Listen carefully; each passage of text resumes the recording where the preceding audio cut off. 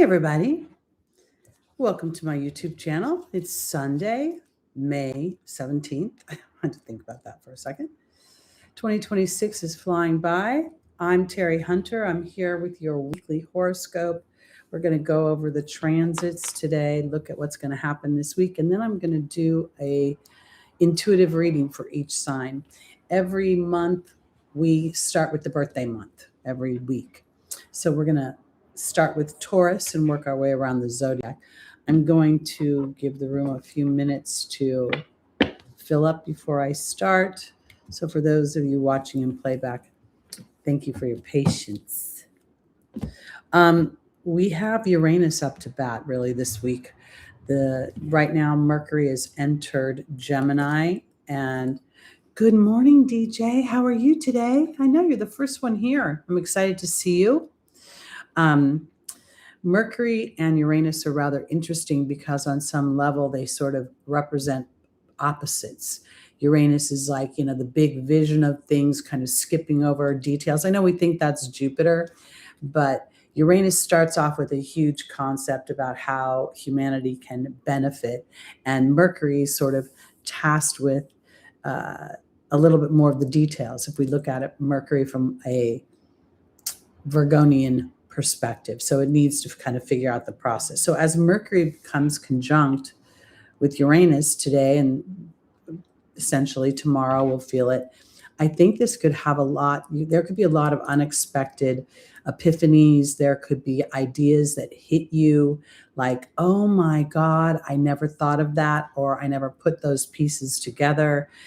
While Mercury is conjunct Uranus, the sun is going to follow this week at the end of the week. Good morning, just call me C. Yes, there are very big new moon energies. The new moon was much earlier this morning here in the Pacific. And if you want to check out that video, please do. I will say unexpectedly for me, now Mercury rules pets, right? We never really think about that because we just talk about communications and the mind.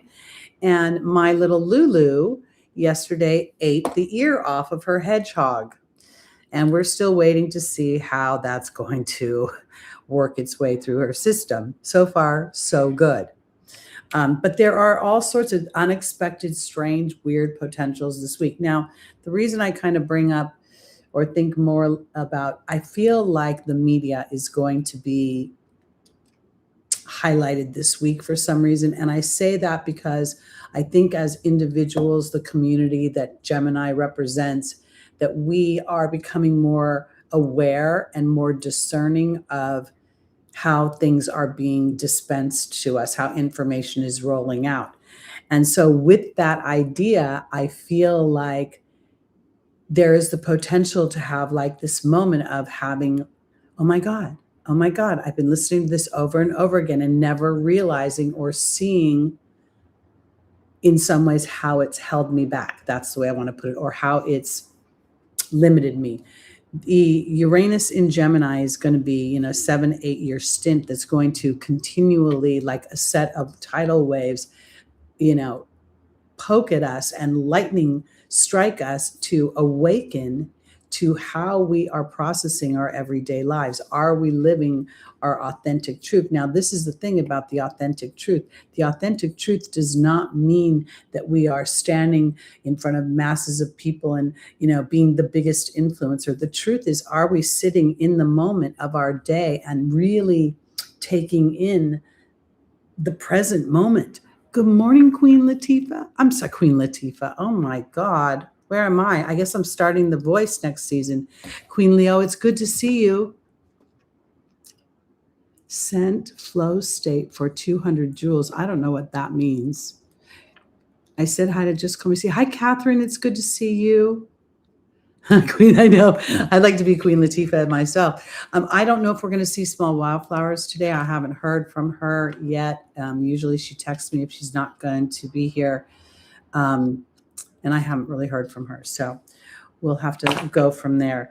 On the 19th, Venus is going to enter Cancer. Now, Venus is interesting in Cancer because she's sort of in a halfway house, I think. Like there's a part of her that feels very at home and very happy, but then there's also a part of her that I think can be triggered into a bit of insecurity, where she's a little bit more aware of how she is tending to the home. You know, when we look at Venus in her rulership, it's about cooperation, it's about balance, and it's also about, you know, using my skills. And when I think of Venus in Cancer, I think of, you know, the mom that's cooking. I think of the person who's nurturing. And I also think that sometimes she can be self-deprecating in this sign. So I think we need to be a little mindful of that. We will see that Venus is squaring Cancer at the end of the, not, oh, my God, what is wrong with my brain? Venus in Cancer is squaring Neptune in Aries. So this, by the end of the week, when she's at 3 degrees, she might feel a little bit like, you know, everything is about other people, that I'm invisible, I'm not being seen. And I think that this is really an alert. And this is where the Mercury Uranus combination and the sun at this point on the 21st has come into a conjunction with Uranus, where you have this moment of, why am I doing the things I'm doing?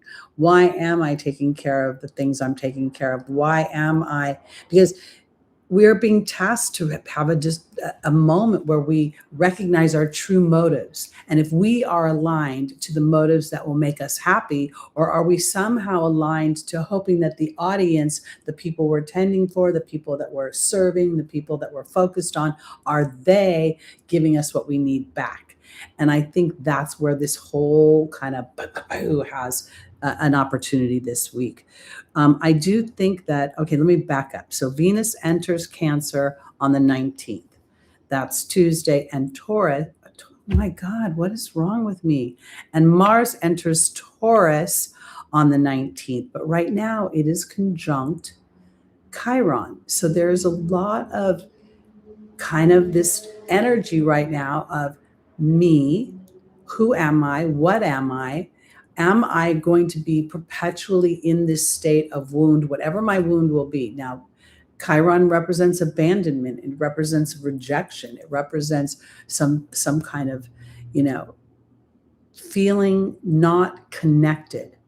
And I feel like with Mars in its rulership at the very end of the sign, it's compelling me again to dig deeper, to look deeper into, am I perpetrating on myself the things I want other people to acknowledge in my life? Am I acknowledging my talents? Am I acknowledging my individuality? Am I living in my resentment and anger, even if I'm right? But is it, screwing me over? That could be the square to that could be revealed in Venus's square to Neptune, okay? Because that's compelling us on some level to look at Neptune from a spiritual point of view, and how to rewrite and recalibrate how we view ourselves. Mars is going to move into Taurus on the 19th, which is technically in its detriment. It's where Mars has to slow down and Mars has to sort of, traverse the landscape. I think this is also very much about Mars, again, revisiting some sort of history, some sort of, if we think about it, a lot of the permissions that we give ourselves to expand and to explore come from how we were raised. And those that are often raised with a tight rein of practicality will limit their options.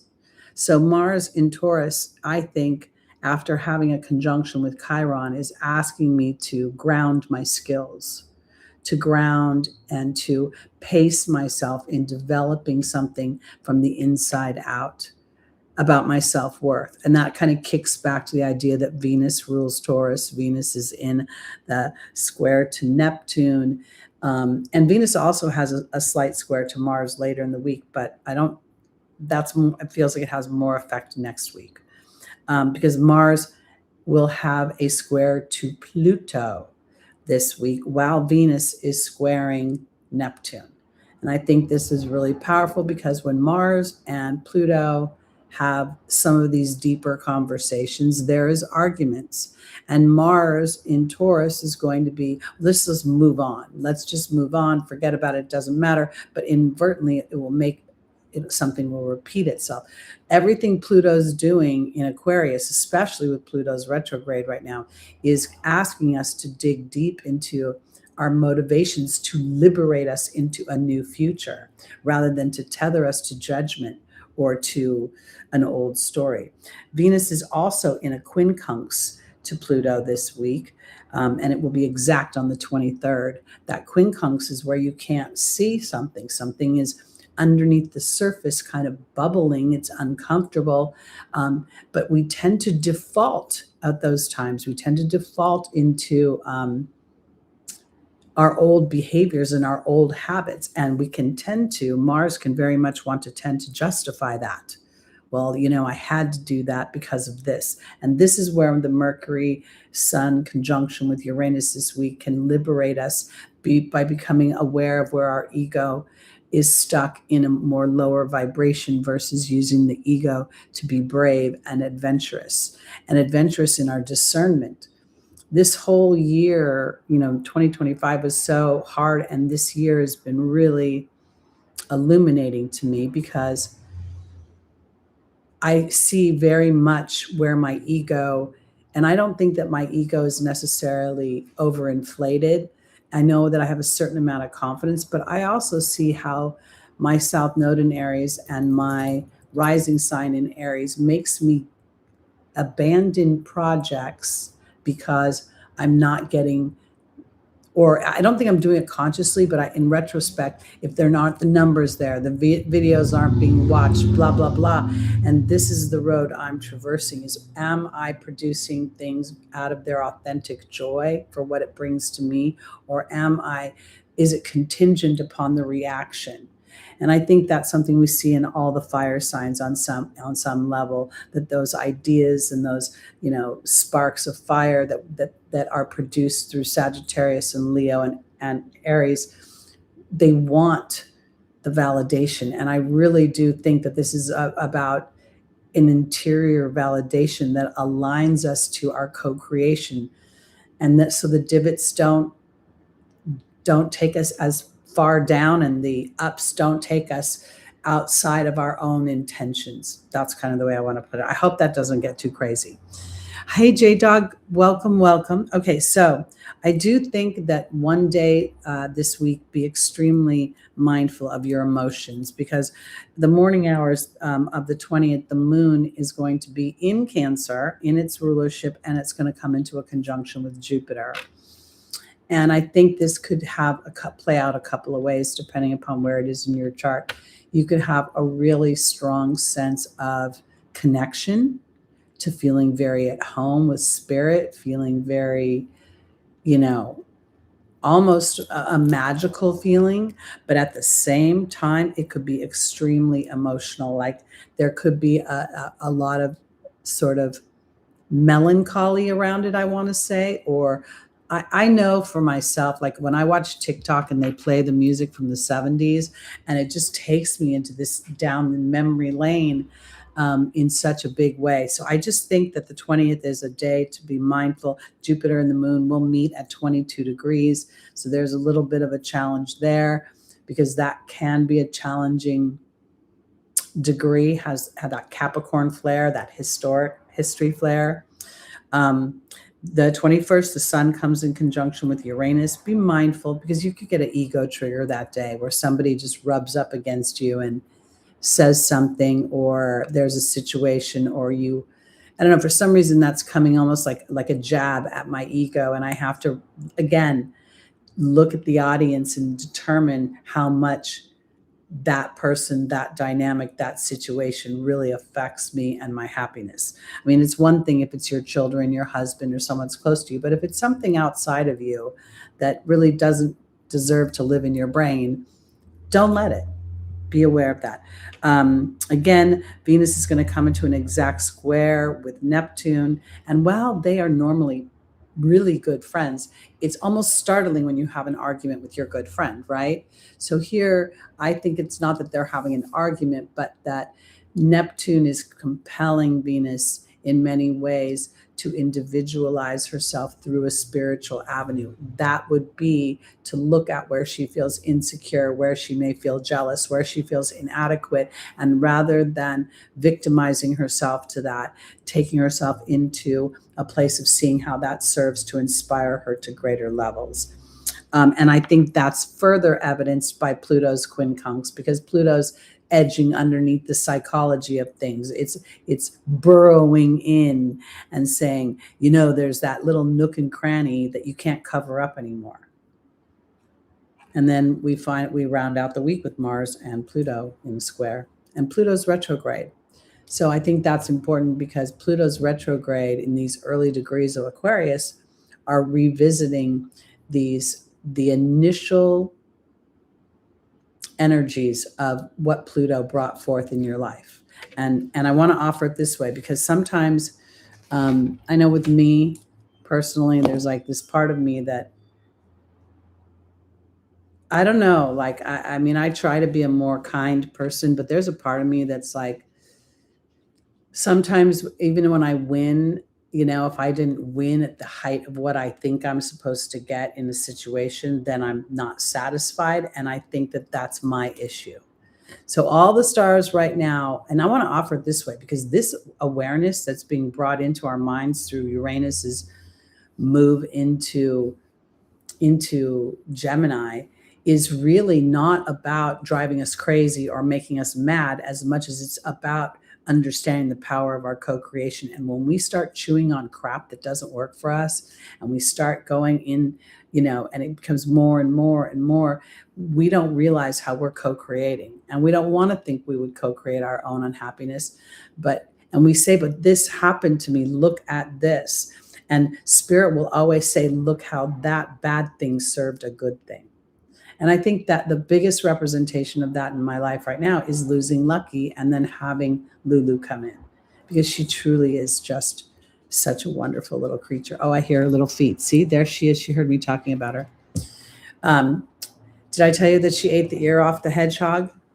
I said that in the beginning of the broadcast. So we're on a 72-hour watch to see how she's going to do. So far, she looks okay. She pooped this morning.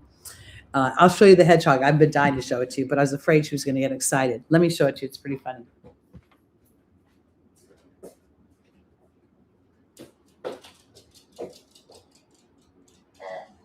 You can't have it. You destroyed her yesterday, so you can't have her anymore. I'm sorry. It's too dangerous. Look what happened. Do you see little hedgehog? I can't even hold him straight. This is the offending ear. I don't think she got much, but she did a pretty good job. So funny. And I want to say this too, because I had her teeth cleaned about a month ago, and she had a loose tooth that the vet found. And ever since that tooth came out, she's like a puppy with chewing things. Yeah, she's a total fighter. She's something else. And she's a total lover. Okay, we're going to do our readings now. And we're going to start with our, what? You can't have her. You have to go take a nap. Enjoy yourself. Okay, so we're going to start with our Tauruses. This is the last week of Taurus birthdays. Happy birthday, Taurus. Your card is the Eight of Wands. Now, this is very interesting. This is normally a card. Hey, small wildflower, so good to see you. I wasn't sure we were going to see you. Okay, so the Eight of Wands is a card of endings, conclusions, information.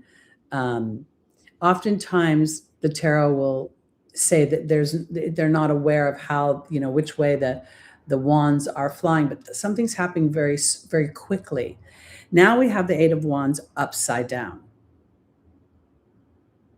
All of a sudden, I thought, do I have the wrong card in my head?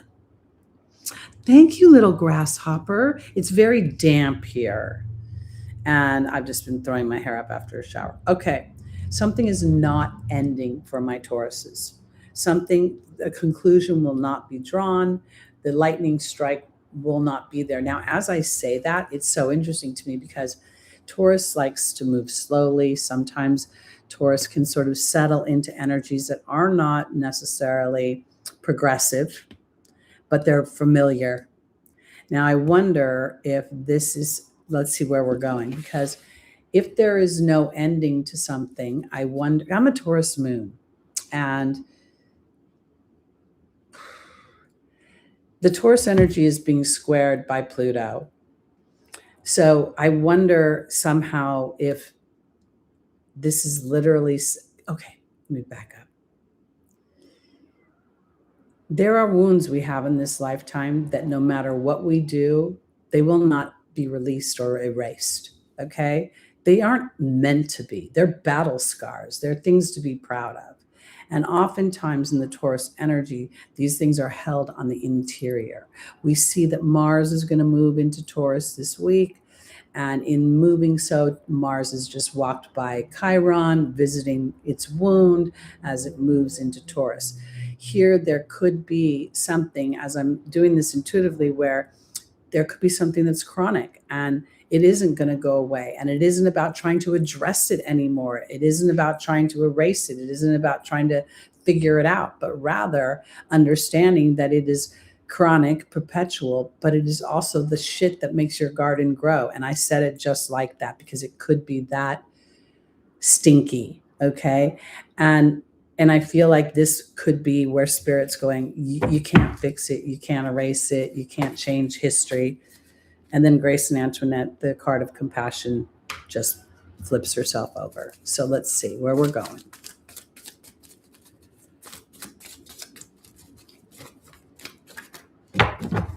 My little girl's sitting right under my feet. She's just so sweet. All right. Now we have patience. But here is, this is patience is upside down. Patience is normally a card of observing things, watching things, taking an inventory, sort of assessing something. But being upside down, it's about not assessing anything. So here, I'll bet you this is all about moving forward. Caress is saying that you're at the end of a life cycle, but she's upside down, so there's no end of the life cycle. I'll bet you, for my Tauruses, as you go through this solar return, it's about projecting into the future what you want that is more magical, that you don't have potentially any history with, but rather creating new history. The final angel is Maya, no more schooling and education. I literally think that this is about practical application, meaning now, and I've been saying this to a lot of people lately, that, you know, there are things that we can look back and we can try to, I need to work on that. I need to address that bad thing that happened in my past, or that thing that's held me back. I kind of feel like those days are done. There's only so much musing on you can do about something, so much releasing, and then it's just about the vision of the future. What do I want moving forward? And if you play with that a little bit in your mind's eye, you'll see that you can go back and you can get clarity in your mind. You can see the pictures of all the hurts, but moving forward will feel foggy and it will feel like it's hard to grab onto. But I think that's where the tenacity of the bull comes in, where it's like, I don't know how this is going to play out. I don't even know if I can actually feel it right now, but I can continue to conceive it, continue to nurture it.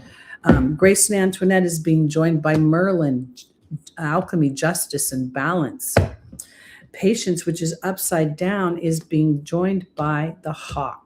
The hawk is not only about signs and omens and messages, but it's an 11.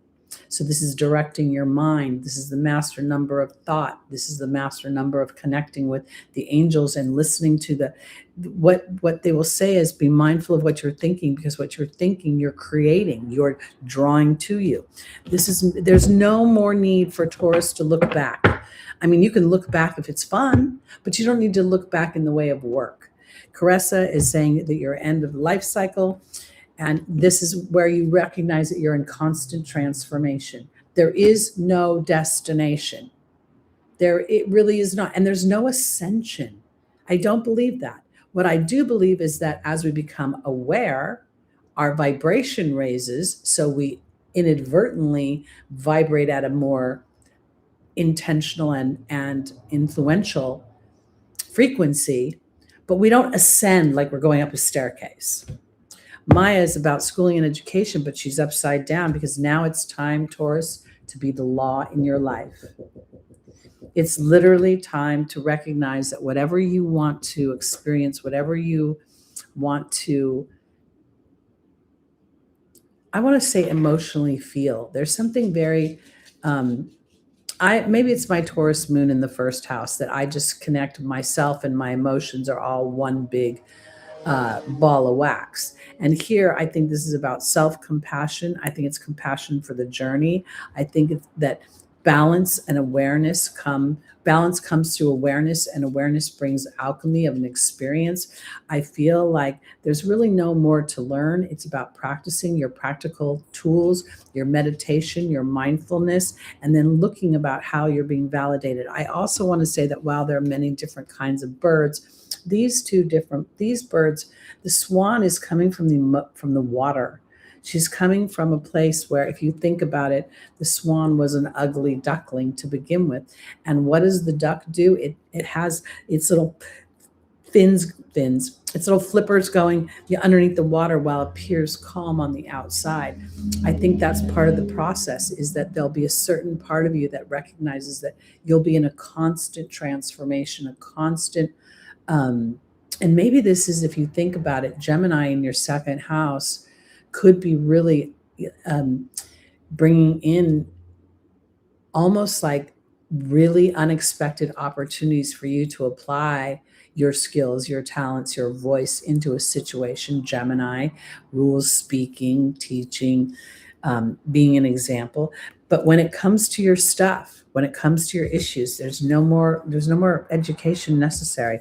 Now it's time to become the authority on moving forward, not being tethered to the past. All right, let's go on. How are you doing, Smalls? Are you at work today? How are you feeling?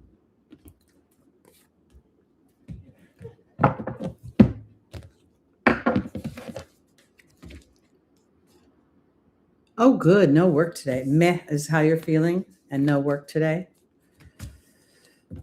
Well, we're sending lots of good vibes to you. I think about you and pray for you every day.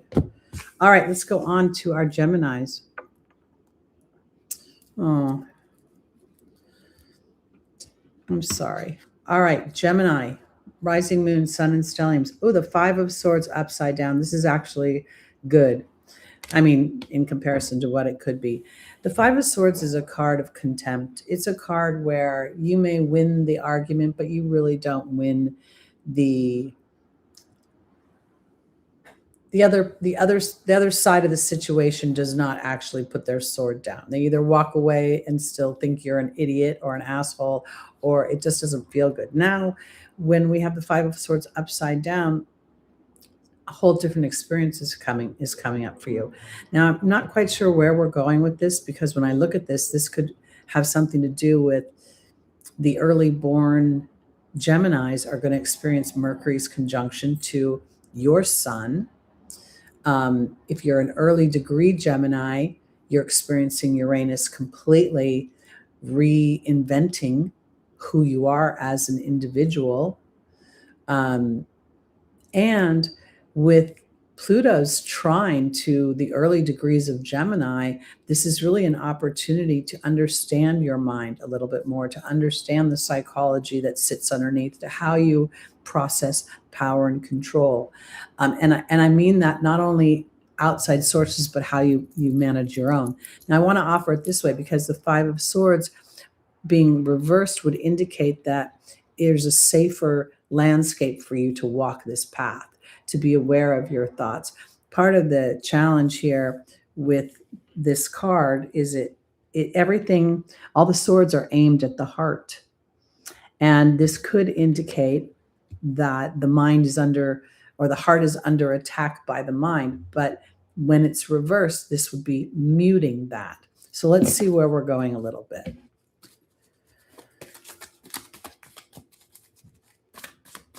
And all the mutable signs are going to be affected by, not only the Uranus's entry into Gemini, but also the nodes right now are being affecting.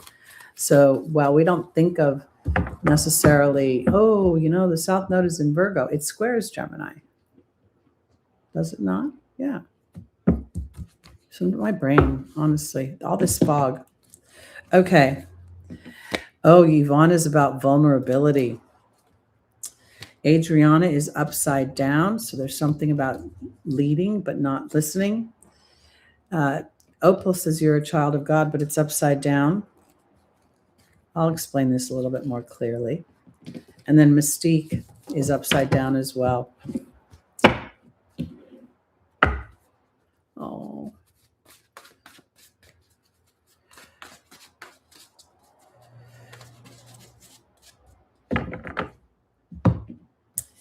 Yvonne is being joined by the restriction card. Adriana's upside down, being joined by the joy card. Opal is upside down, being joined by the stag. And finally, the spider is joining Mystique, but Mystique is upside down. Okay, for my Geminis, the first thing I want to say is that there is a good possibility that your mind is running amok. That while you may have been contemplating certain things, it's not as bad as you think it is. And if there has been interactions with other people that were contentious or have been tense, it's lightening up, or it should lighten up. But there's something about, I think, staying your ground. When I look at Yvonne and the restriction card, I feel like the restriction card is your mind running the scenarios, the potentials of what could be in any situation. It could be potentials about money, it could be about security, it could be about a million different things. But you can't feel, there's the restriction card in Yvonne. But the challenge is that you don't feel led right now. And joy might be a huge challenge for you. You might be feeling, because your mind is running so many scenarios that you can't quite, you might feel like you're on your own. That's a good way to put it. You might feel like, I listened to this material and theoretically I believe that there's something bigger out there, God, Jesus, angels, but maybe this week you have a little crisis of that, or maybe it's been going on, because with having Opal be upside down would make you feel like you're not a child of God, and that the experiences that you've been having potentially have been so challenging that it's hard to find that grab onto that faith. And I think that that's perfectly reasonable during these times. I honestly do. Even some of us who, make a living at this, meaning me, I've been talking to God and the angels that I don't even know if I've been talking to God and the angels lately, because I've been freaking out about, like, is it really God? Like, the way God is depicted, is it source energy? I'm like, I don't know what to call it anymore. And I don't think that that's necessarily a true indication of my how I feel inside. I feel like it's more Neptune on my south node, So, because when I look at Mystique upside down, it's about Gemini, don't charge ahead. And when I look at the spider, I feel like it's staying put. It almost feels like the opposite. It's like slowing down. It's like, if you're willing to be vulnerable enough to whatever is going on, and if for some reason the Uranus conjunction to Mercury and the Sun this week blows something up or brings something to the forefront that could feel potentially unnerving, or maybe you feel like, I don't know, like, I think something crazy is coming with the United States, and we have a Memorial Day weekend, and we have the 4th of July, which I did a video on, and this could all play into that, meaning things that are going around on the outside could make you feel dampened on the inside. And I just want you to be gentle with yourself this week. Gentle with yourself, as you might struggle a little bit going back and forth between feeling vulnerable to your faith and then wanting to see proof of it in the 3D world. Hello, Natalie. Oh, I watch Abraham Hicks all the time. I'm very much an Abraham person. Absolutely. Thank you, though, for suggesting it. I think it's a wonderful resource. Absolutely, 100%. And somebody said, MK, thank you for my hair. That's so kind of you to say that. Thank you. All right, let's go on to our Cancers, rising moon, sun, and stelliums. Oh, Esther is, I have to say that I was just actually, I started because I just told, I don't know if you heard me, but I've been having my own little weird wobble with spirit, like having this trouble. Like I used to always pray, dear mother and father God. I used to say that all the time. And all of a sudden, when I start saying that now, my mind starts to mess with me. And I'm like, is there a mother? Is there a father? Are there? And I get all blah, blah.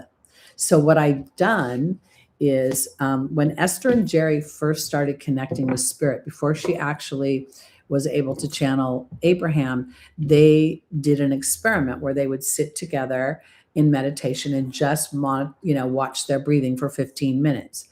And it took 9 months before Esther actually could feel the difference between her energy and Abraham's energy, and that Abraham started to come through more effortlessly. So I started doing that, and I'm just being more patient. I almost feel like I'm starting all over again on some level, even though I've been doing this work for frickin' 45 years. I feel like I'm recalibrating, and I don't know why, but so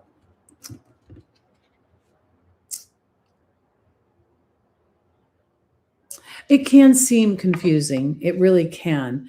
But I'm pre-wired to kind of understand this on a different level. In fact, oftentimes when I listen to Esther, at least not, I would say this, because last year I did not listen to Abraham very much, but in 2023, 2024, and prior to that and I would start to feel like Abraham was giving me information, and then I would listen to a video and Esther would validate it. It was quite wonderful. I swear the 440 area code is stalking me. Like no matter how many times I block it, it just keeps calling me over and over again.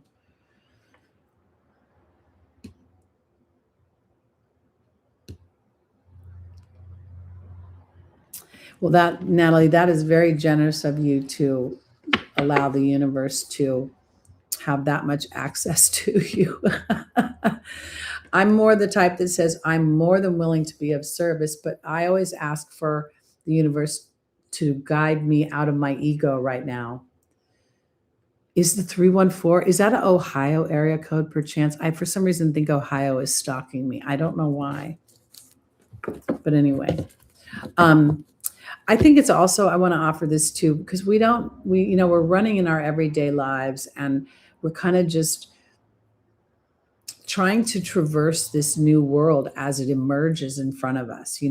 I think all of you could attest that 2026 brought in this sudden AI and this awareness of all these, chat GPT, etc. And it just seems to be escalating faster and faster.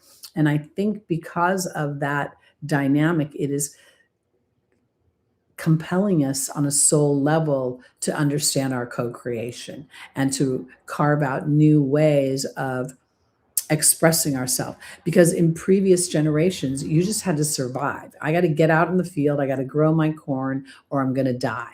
Well, now you don't necessarily need to worry about that. So we have all these emotional eruptions trying to figure out our identity, but our identity is fluid in the fact that we are co-creators of our experience. So I think the more we become aware that the soul is using this physical apparatus like a crayon or like a paintbrush, then we'll become less anxious about how it plays out. Yes, she does. She always says it, speak of it in the present moment. It is mostly wrong. And I think that's actually a comfort, Natalie, because, when I first started, in fact, it annoys me how, and you can see literally when you talk to Chat GPT, you can see that there is a whole legal team that is like infiltrating how the Chat GPT responds so that it can, because sometimes I think it's very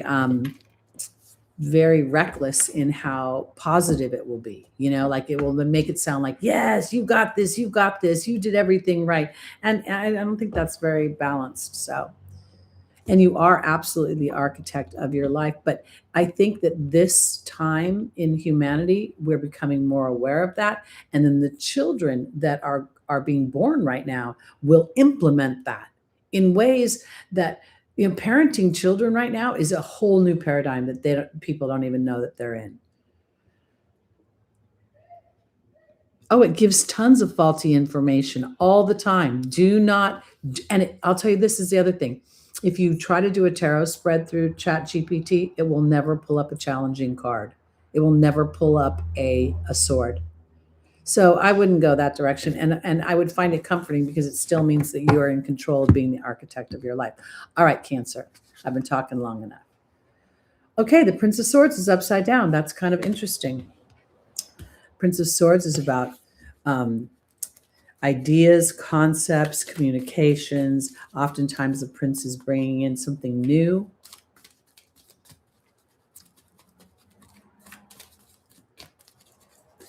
I use AI for like when I was I would talk to it about my sourdough, but even with the sourdough, it would make me panicked.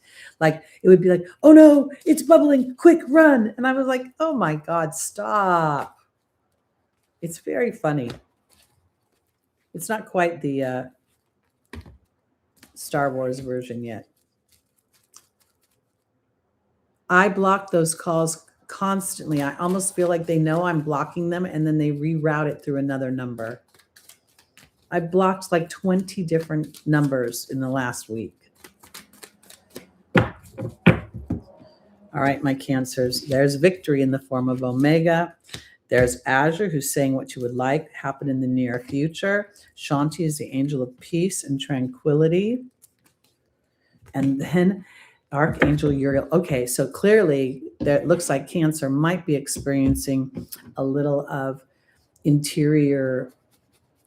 The Prince of Swords might have you being slightly annoyed this week or wanting to cut through the muck, or because there's going to be victory over some sort of emotional divot potentially. I told you in the beginning of the broadcast that later this week, the moon is going in Cancer, is going to meet up with Jupiter, and that can be a real expanse of energy. It can also, it could be very polarizing because it could go, well, it's going to be squaring Mars. It's going to be squaring something. I can't remember right now, but I want to offer it this way because I do think there's a lot of nostalgia going on right now. And Cancer, if for some reason your thoughts have brought you into a place of feeling like you're in a loop, like you aren't going to get where you want to go, you're not going to have the love you want, you're not going to have the family you want, you're not going to have the connections you want, it's time to recognize that that thought doesn't work for you. And the final card just flew on the floor. Okay. All right. The Prince of Swords, I literally think now is about potentially, because it's upside down. And when I see it upside down, I seem to be focused on these crows and the sword in between them. And when I think of crows, I think of them, so there could potentially be, and again, here we're looking at Uranus coming into a conjunction with Mercury, coming into a conjunction with the sun this week. That could be, arguments with your neighbor, arguments with a friend, arguments with, your kid, your grandkid, your cousin, the person at the market, whatever. And I feel like the victory comes from my Cancers being calm, cool, and collected. I want to offer it this way because something is shifting. And I feel a little bit like Azure and the wealth card are here. This is your opportunity. And I want to say this because the cardinals are being squared by that Neptune and was Saturn conjunction. Saturn's kind of moved on, still squaring Cancer. But the conjunction started a path of reflection. That's the way I want to put it, a path of, and it could have caused melancholy or regret on some level that things missed or things that didn't happen. And Spirit is literally saying your desired outcome is going to happen. Now it's your job to sort of jump on the lily pad of, move off of whatever you're thinking about. If for some reason you're still chewing on something, or you're still guarding yourself about some emotional hurt, I think it's time to start to ground yourself in a new story, because it can be erosive to you. And I want to offer it this way. It's not just erosive to you emotionally, it's erosive to your, I almost want to say physically, but not like you're going to get sick. It's more like not giving yourself opportunities in the physical. Because Archangel Uriel here and the Earth Fairy is about dealing with the divots in your emotional body where things have been lingering. And if there has been an argument, okay, and or some sort of discord, or, discord, this is the thing. Arguments don't have to happen between two people. One person can do something or say something, and the other person can have an interior reaction and never address it with the other person. That would be very Cancerian, okay? And in that, and that's also this conjunction with Jupiter and the moon this week makes me feel like I need to be just a little bit mindful, because if there's a history to it, if there's like, this always happens to me, or I always end up in, my sister and I would have like these loops, right, of nothing good. That's all I can say. And you could almost see them coming. And the problem was, it took me a long time to learn how to sidestep them, because I do think that Spirit is trying to ask the Cancer energy to be less in the experience and more in their own nurturing energy this week. Be mindful of that.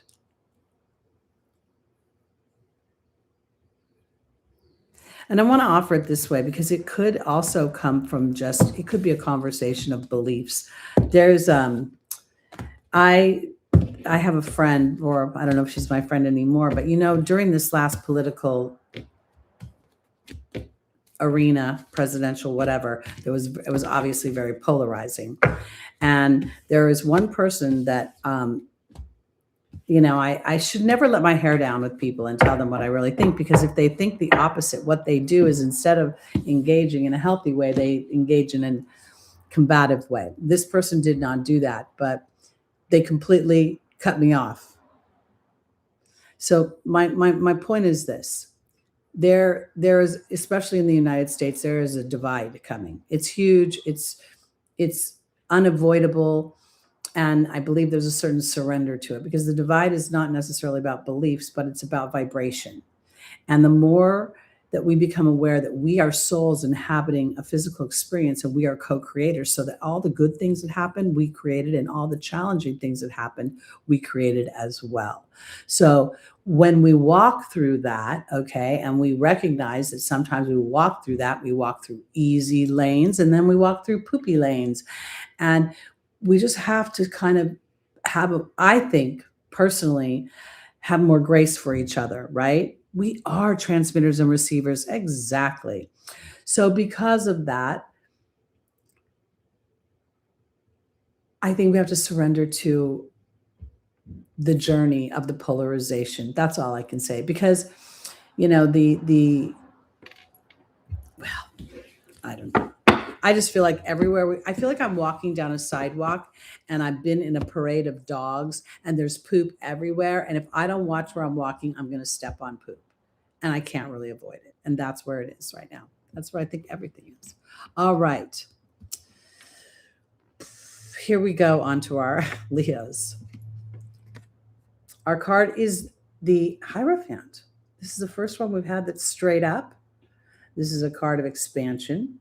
This is also a card of magic, and it comes because we see the character here is connected to his higher self, and in doing so is creating magic. There's protection here. There's also a Taurus energy here, so there's wealth attached to this. This is traditionally a card where we look at and we think of it as religious beliefs, but when I look at this deck, it's really more about, it's not a religious belief. It's more of a soul connection that knows how to, as above, so below. There's almost a magician feel here. You can see as he touches this, I don't know whether to call it a labyrinth or a maze of some kind. The first stone or rune that he touches is the heart. And that sends this big star energy that hits all the other runes. So let's see where we're going with this one, Leo.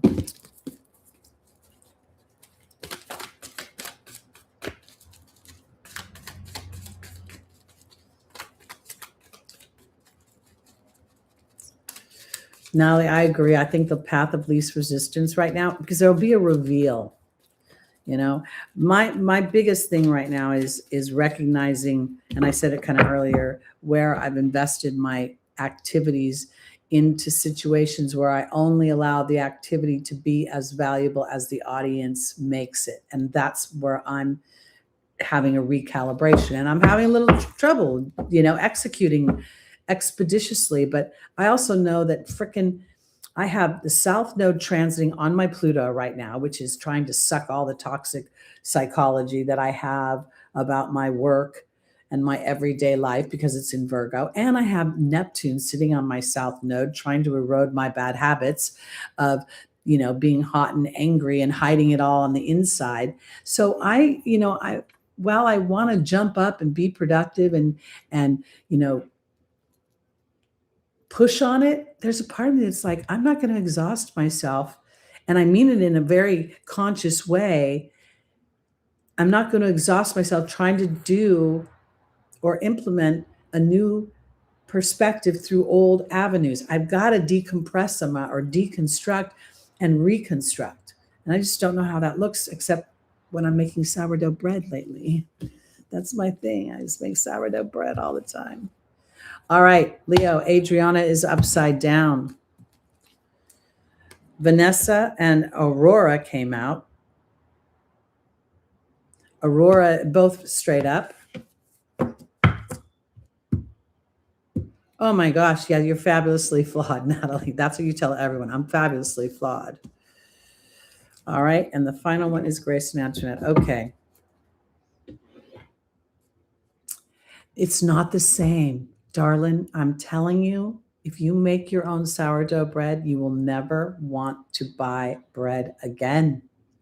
It is so incredibly delicious. Last night, my sourdough had gotten a little bit on the hard, on the stale side. So I made croutons with it. And I'm like, oh my God, I was eating them like potato chips.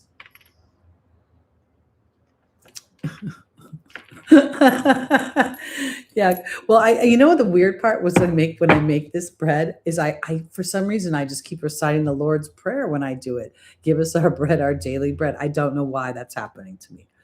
I don't know why. Maybe it's Neptune on my South Node. I don't know. All right, Leo. Adriana she's upside down and she's being joined by the focus card. And that's God telling me to focus. Aurora is being joined by the love card. Vanessa's being joined by the bee. And Grace and Antoinette is being joined by the partnership card. Okay. I want to offer this because my Leos are experiencing the opposition to Pluto. And that, is clearly going to create some sort of outside situation or influence that's going to compel you. And it's going to challenge your beliefs. It's going to challenge, who and what, maybe how you've defined yourself. But right now, I think that this might be the challenge. And I said this about myself earlier. I think reestablishing your connection to your soul, your own soul. Maybe that's the answer for me. Maybe instead of trying to talk to some outside being, I talk to the bigger part of myself that is not living inside this human experience. Because when Adriana says that she's leading you towards the answers to your prayers, she's upside down. So Leo, you can't feel that. So now there's a refocusing. And Aurora and the love card are in the opportunity, are the obstacle. Aurora says not to descend right now, even if you're not really feeling it, because as you walk through this dark night of the soul potentially, or this revamping, you will lead. You will be inspiring to others. And I want to offer this because oftentimes we think we have to do big things to be inspiring to something or someone or a group of people. Oftentimes it's the most subtle, small things, a smile, being kind when you could be mean, or being aware when you're frustrated, and communicating constructively, because this literally feels like Aurora is saying to come from love. She's saying, in order not to descend, you need to come from love. And here's the faith card, where you make your decisions based on faith or fear, and the B card in the angel's advice. Fixed signs have a hard time backing down, and I'm not saying they can't back down, but they usually require some sort of exchange that gives them permission or validation so they can back down. And I think maybe for my Leos, this might be your opportunity to be the one who is compassionate to the other person, or the other situation. And I want to offer it this way, because I don't think it's about the other person. I think it's about seeing yourself being successful, but using a new way of looking at things, or a new way of focusing things. So if for some reason Adriana's being upside down means that I can't hear spirit leading me, then when my focus is, because the focus card is a 33. 33 is the master number of the teacher. And this doesn't mean we're teachers. It means that this energy is compelling us to learn, to experience, and then to represent.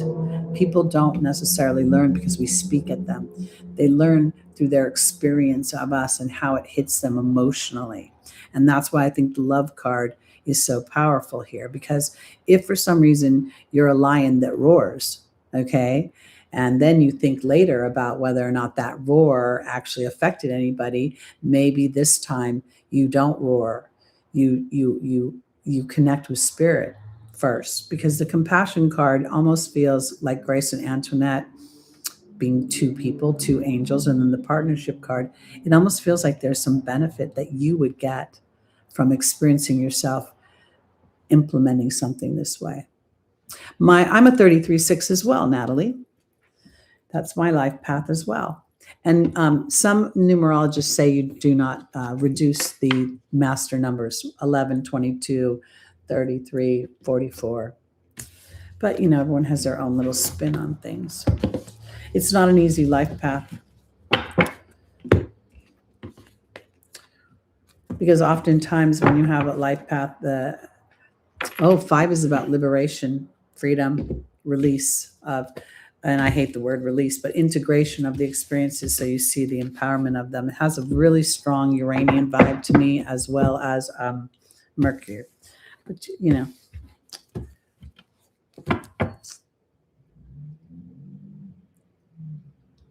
I think there are people that say that. Again, there's, different schools of thought about different things. I sort of braid things together as they resonate with me. The 7 that's an interesting, you don't see very many 7s actually. Greetings. Hey, posted up. Good to see you here. All right. 5 can mean drama. It can. Christopher Witecki associates the 5 with Uranus, and he thinks that the devil's number is not 666, but 555. And I kind of can imagine that, because when your mind starts to go off, it's a hell on wheels. Okay, on to our Virgos, rising moon, sun, and stelliums. Here we go. We have the Knight of Wands, but he's upside down. Well, that would make sense to me, because having the South Node going through your first house can feel dampening. Absolutely.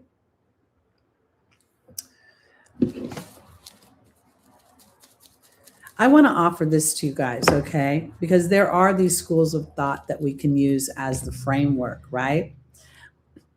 But because we're co-creators, and I think it was Natalie said earlier that we're the architects of our own life, we are in co-creation. So when you assign a meaning, or you extract a meaning from something, even if it isn't what the traditional symbolism is, spirit will use that meaning over and over again to catch your attention.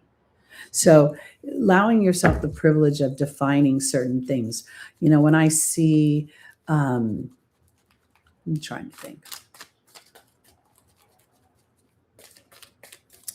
I see all sorts of weird things, and I create these signs for myself. But I can't think of an example right now. A 1. Well, that would be liberation on the 555 potential, liberating you as you become aware of your thoughts.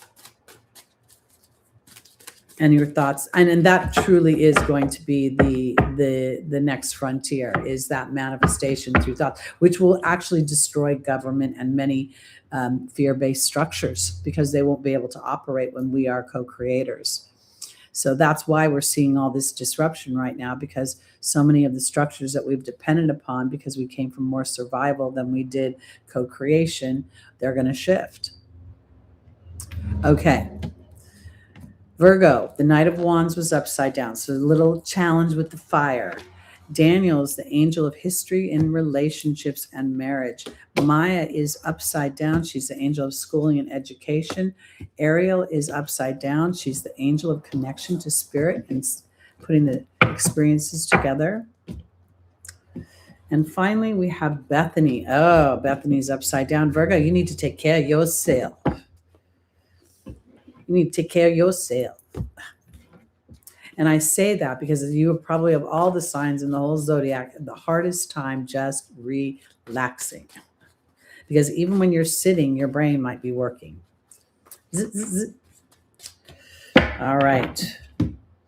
Daniel's being joined by the transformational death card. Maya is upside down, being joined by the dragon. Ariel's upside down, being joined by the stag. And the cow is joining Bethany, who's upside down. Virgo, you need to take care of yourself. And I want to offer it this way. The taking care, I know you're trying. I know. I know. This isn't, honestly, I know sometimes that I feel like you think I'm talking to you specifically, but I'm trying not to. I think that this just is a Virgo role. And with the South Node going through Virgo, I've had it on my Venus, okay? So literally money running out, female friendships leaving in my 5th house of work. It's technically my 5th house, but it's my joy, it's my work. And I'm almost laughing because I'm like, when will this transit get the fuck over? Move along, little doggy. Because I can't fight the stream. Because this literally is about history. And it's time to transform your history and partnerships, Virgo. And if this Knight of Wands is what I think it's meaning now, it's, you're lacking fire, passion. You're lacking the inner hero, which is what the Knights represent. Now, Maya is about schooling and education, but it's upside down. And the dragon is about cool, calm power. I think that this is literally about sitting on the top of your world as in a calm, powerful way that has nothing to do with being. I want to offer it this way. With the South Node going through the 1st house of Virgo, potentially your 2nd house, depending upon, or even your 12th, how it's rolling. It's about understanding the futile energy of perfectionism, understanding that if I marry myself to certain processes and I never allow myself to reinvent a process, or you're going to get caught up. And I think that this stag is literally about being stubborn. And Spirit's been trying to talk to you, Virgo, through the South Node, but you ain't listening. You ain't listening. You're like, but I have to. If I don't do it, the world will fall. Yeah, no, that's not true, because the cow is literally about nourishment, about self-care. And Bethany is upside down, and she's about self-care. So I want to offer this way, because self-care is not about eating vegetables right now. I mean, it could be. But self-care is much more about the intention with which how I take my actions. Am I doing this because I've always done it? I'm a slave to it? Or am I truly enjoying it? And that's where I get verklempt a little bit, because personally, I love astrology. So why am I, during a period of time when things feel slow, am I not jumping up to do astrology every day? I don't know right now. All I know is that Did you hear that? Freaking car go by? It was like a rocket. All I know is that there's something about the way I'm going about approaching astrology that isn't quite in alignment with what I want to produce. I don't know what it is. It's weird. It's like this weird, I'm there, but I'm not there. I'm I'm liking it, but something's off. I don't know what it is. And I do think that Neptune on my south node and the south node on my Pluto is messing with my mind a little bit. Like my mind is almost fragmented from it because I feel like I'm floating from one structure into a structure that hasn't been built yet. So where I'm going with this, Virgo, is it's similar for you because that south node is really wanting to erode processes that aren't serving you anymore, that are enslaving you. And it isn't about the complete abandonment of it. It's about the renovation of it. And that's where the earth signs can get a little stuck, get a little stucky. So I want to offer this. I think that the dragon card is really not talking about more work. I think the dragon card is talking about awareness. I think it's just in this moment, why am I doing this? I did something so awkward last week, okay? I made a loaf of bread and, well, actually, when I make a big loaf, I share like half, but I made 2 little loaves and we have a new neighbor. I barely even spoken to her. She's 20 years younger than me, probably. And I went up to her place and I offered her a loaf of bread. Now, when I left there, I felt like so weird about it because she invited me in and I felt like a little old lady looky-loo for some reason. I didn't have any intention of looking at how and seeing what she'd done to the place. I know every apartment here. I've known everyone who ever lived here. I've been in all the units at some point or another. So I wasn't really curious about her place, but I came off so awkward. And when I walked away, I'm like, I don't want you to think I'm trying to be your friend, which was even more awkward. Okay. I'm telling you this because there are weird things happening right now where you could feel like you're 2 people. And with Virgo, there's a party that's going to be that old part of you that wants to kind of implement things the way you've always done it. And there may feel really weird as you may feel disconnected to yourself, I guess.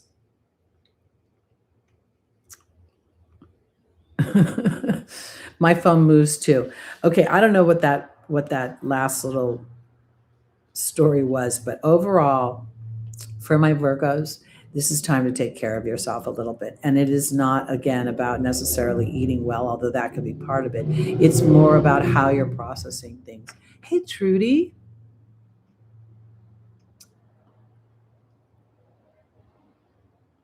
Oh, yeah.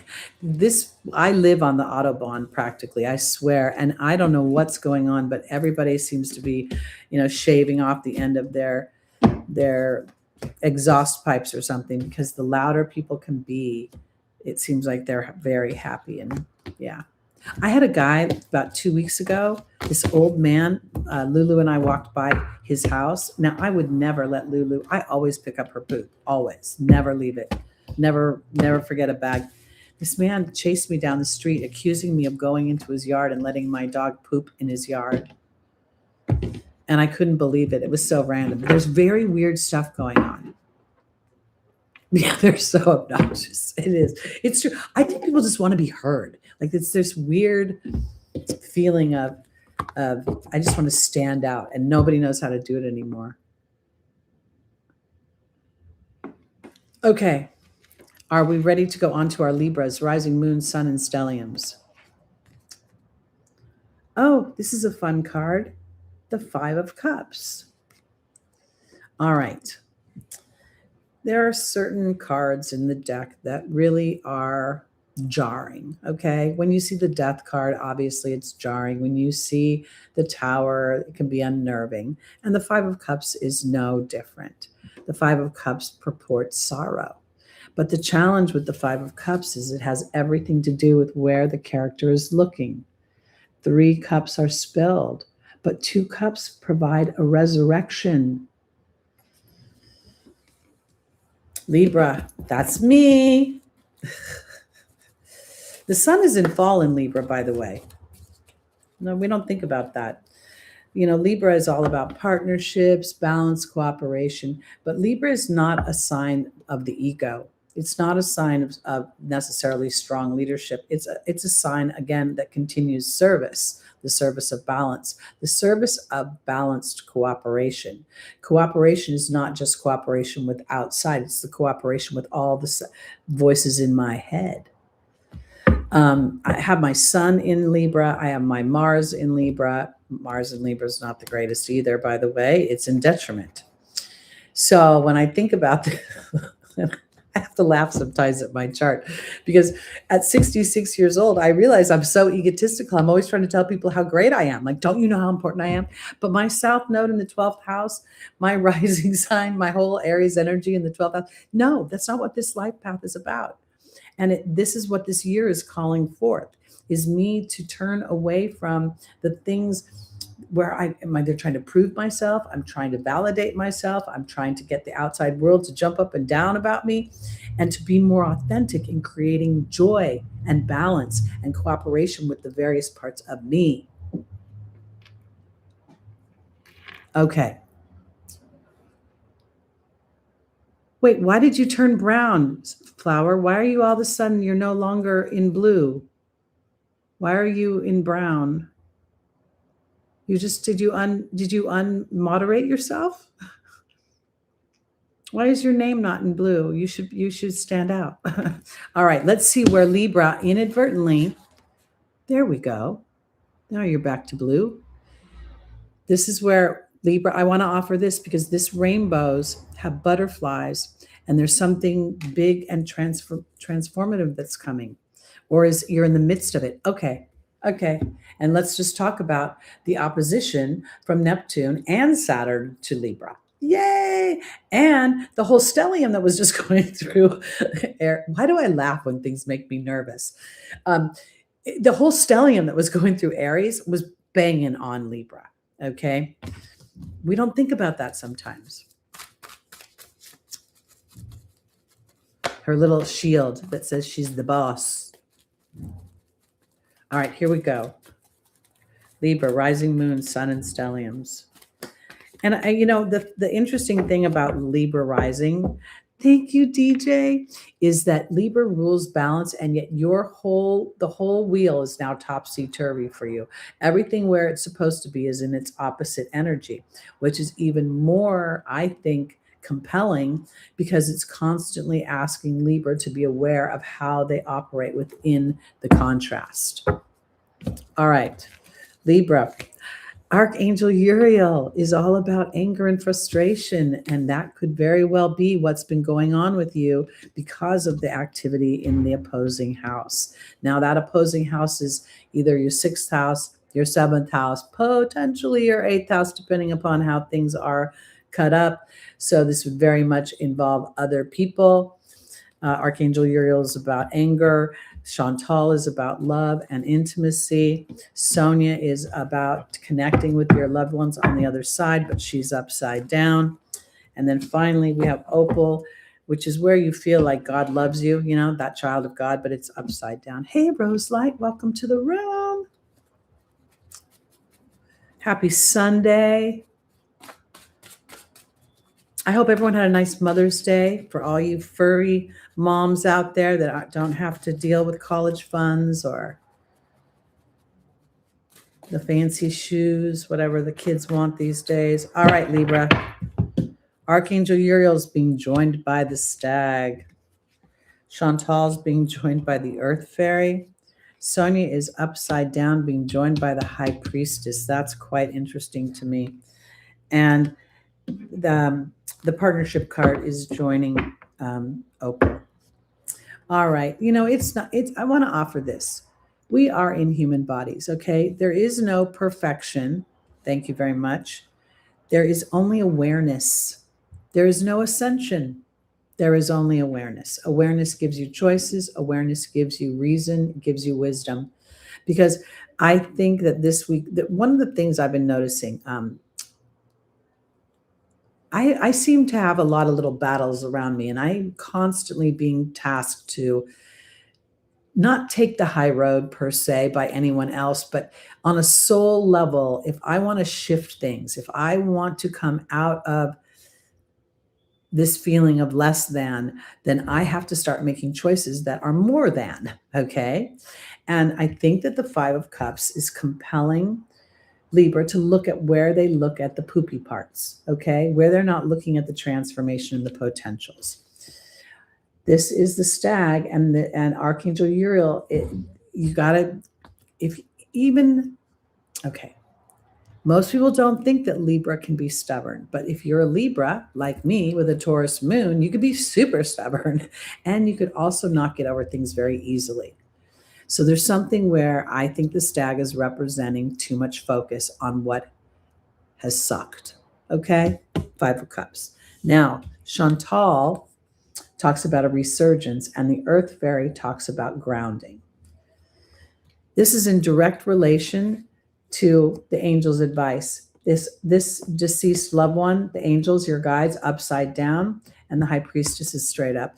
I literally think that it's time that you are walking through Libra potentially something that's disappointed you, but it's also grounding you and it's bringing you into more awareness about practicality of relationships, the give and the take. And sometimes inadvertently, Libra will overgive. Small wildflowers, did you just tip me? You silly girl. Thank you. That seems counterintuitive. You should tip yourself, girl. I should tip you. Because this is you not being in partnership with the idea that you are a child of God. And that sometimes, Libra, when you know what? I'm a very strong Libra. I am a freaking Aries warrior. I've got my moon in the first house of Taurus, which makes me super stubborn sometimes. So I don't present like Libra, but Libra, authentic Libra rising right now, you might inadvertently be cutting yourself off because you can't feel your connection to the wisdom of whatever is getting moved out. Okay. Technically, the Libra energy is making a trine to the Aquarian energy. Okay. Pluto could be moving something out and it doesn't feel good, but it's actually for your biggest and greatest potentials down the line. The idea, whenever I say this, it kind of makes me want to choke because I loved Lucky so much. I can't even begin to tell you that. But Lulu is such a better fit of a dog for me. She is like me. She loves to cuddle. She loves to be held. She loves to emote. Lucky was like, let me sit across the room. And I literally, for the last 5 years of his life, I had this, what I thought was a joke, and I realized was an affirmation, was I'm going to have a dog that loves me someday. And I know Lucky loved me, but it just wasn't the same. Something is being moved out. And if for some reason you're going through a breakup or you're not feeling intimate love or you're not feeling the potentials of intimate love, on some level, I love you so much, Libra, you got to focus on opening that up. You got to look for where the transformation is coming and sort of allow whatever has hurt you to be, again, the manure that makes your garden grow. He is my angel dog. And I literally think he brought Lulu in very quickly to me because my anguish was so intense. I literally wanted to not be here when my dog died. I'm like, just take me too. Oh, and you want to hear the weirdest thing? Okay, this is a weird thing that I did. Sometimes my mind runs amok and I have a dark side when it comes. I have a very strong Mercury in Scorpio. I can contemplate death. Okay. So here I am washing my dishes, oil pulling in my mouth with the coconut oil. And I'm thinking about, dying. Mike just had his birthday. He died. It's going to be a year already. And as I was thinking about dying, I was like numbers in my head. I'm 66. Lulu's going to be 6 this year. If she lives 10 years, and I'm doing. And then I had a little, little cough. She ran across the room and she was shaking and she was trying to jump up on me. And I swear to God, I think that dog was reading my mind. And I think because I was thinking about death and I was thinking about me dying and I was thinking about when she would die, that she freaking connected it. And I had to reassure her that I was okay and she was okay and nothing bad is happening.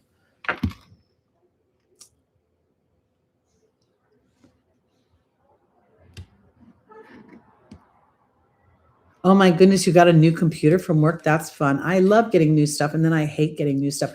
I want a new TV, but I'm afraid that I can't hook it up.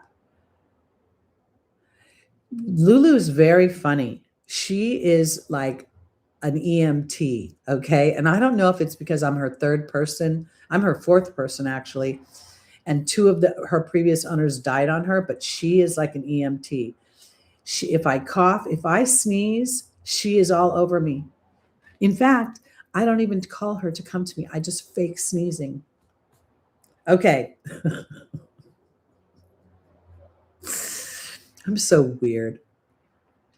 Little Black Widow. What's the Little Black Widow? All right, here comes our Scorpios. Nine of Wands is upside down.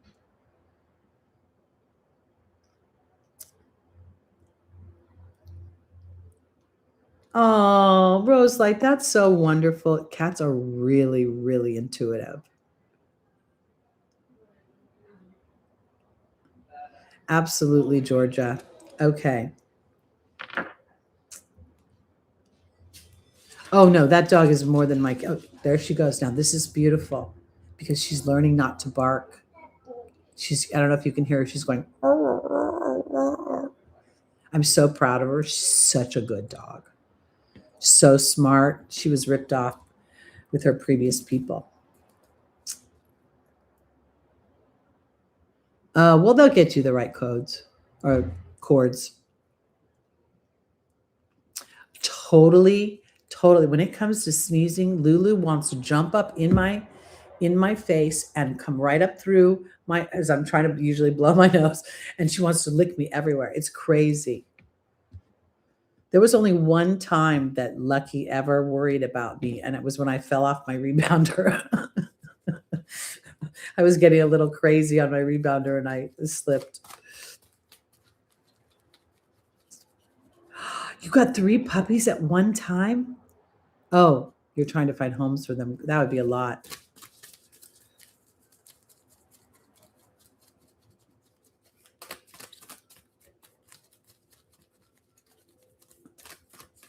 Oh, small wildflowers. It is literally, it has to be ridiculous right now. It's literally in the stars to be ridiculous because without the ridiculousness, nothing will change. And this is why I'm so concerned about what's coming up around the 4th of July because Mars and Uranus are going to be conjunct. And the South Node is getting a Pluto. The United States South Node is getting hit by Pluto. Be very mindful, people, of the 4th of July holidays. You know, stay away from the cuckoo crazy bears. That's all I got to say. All right, Scorpio. Sorry. Bethany is in the foundational position. Athena. We have Indriel's upside down. And then we have Akasha.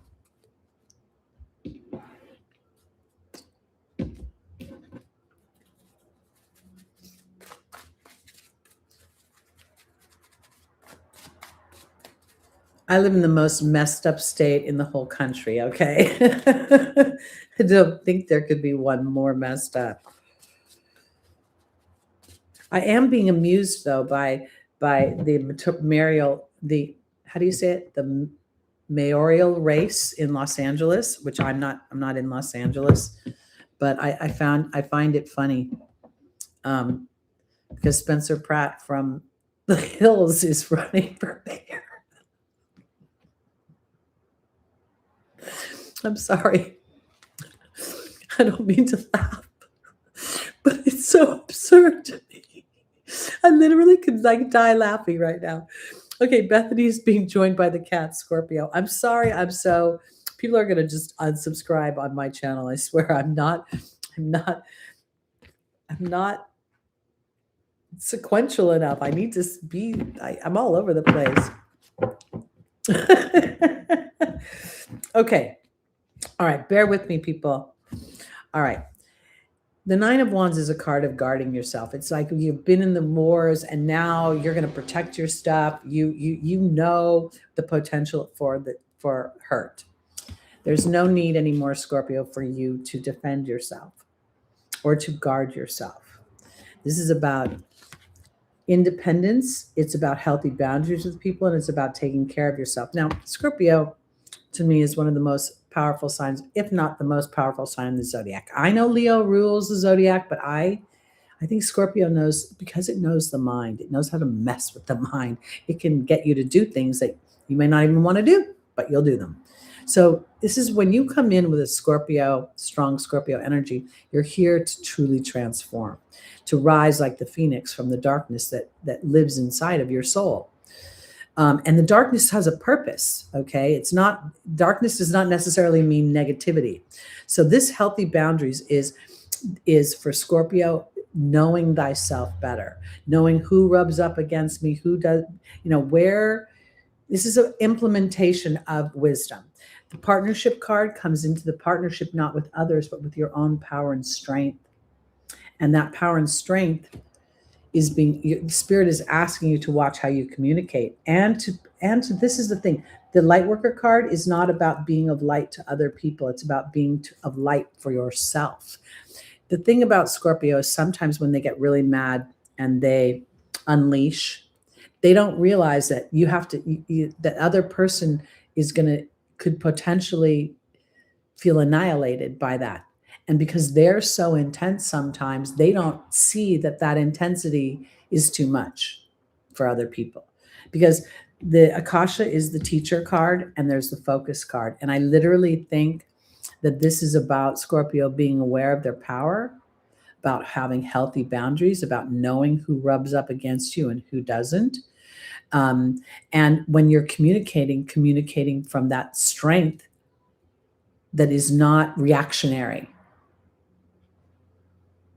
I actually hope he wins too, but I still think it's hysterical. I love people who muck it up, I think that he's so mad that it'll make him do well. And you know what else I thought about with Spencer Pratt is the hummingbirds. Have you ever seen his Instagram where he's like literally a hummingbird feeder and they're all buzzing around him and he's like holding, do you remember that?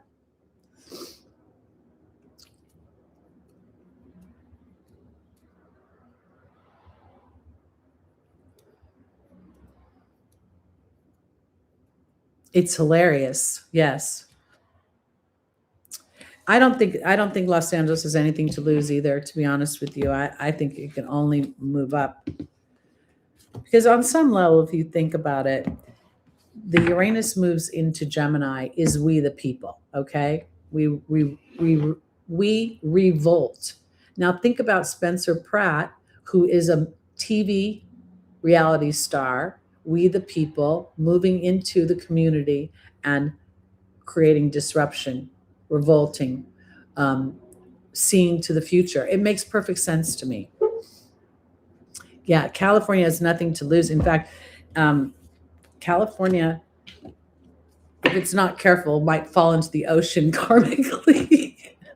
And I'll be right with it. If you hear of it, I just fell right in. Is that supposed to say Pfizer? I don't know what Prickster is. I really am not paying a lot of attention to politics. And after this last round, I just don't even know if I'm going to vote because I'm so discouraged. And I know that's a travesty not to vote when you have the right, but I feel like there's nothing but poopy, and I don't want to vote for poopy. I already voted for poopy before. I don't want to vote for poopy again. Why am I giggling so much today? She worried about them while she gathered them all in tents and let them all hang out and suck meth together, or however you do meth.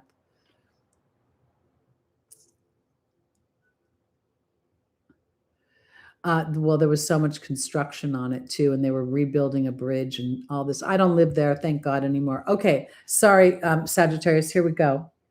6 of Wands, upside down. Interesting. Okay. You know what I want to know about? I'm curious. I haven't heard about the Ukraine war. Is it over? Because the only thing I've heard about is the Iranian war, whatever that war is now. We were supposed to get no wars, remember? No wars. Oy, oy, oy. The United States is just a fucking mess, man. That's at South Node in Pluto. I've been wanting to say, like, literally, I'm like, that thing totally got buried. And I'm pretty sure there's still stuff going on there. Yeah, it's exactly. It's still going on, but it's just, this is why why watch the news? Because the news is just going to tell you bullshit anyway. All right.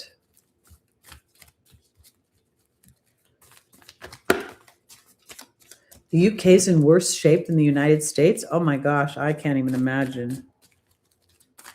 Although apparently they have similar charts. I'm not sure. All right, Sagittarius. Chantal is our first angel. Astera's upside down. The second is Athena. She's straight up. And then Daniel, the angel of marriage. Okay.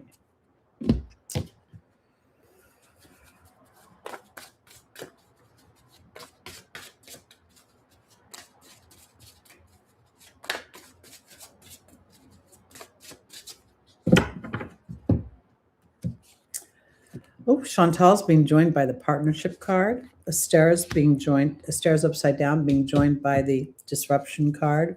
Athena's being joined by the queen. And Daniel's being joined by the wind fairy.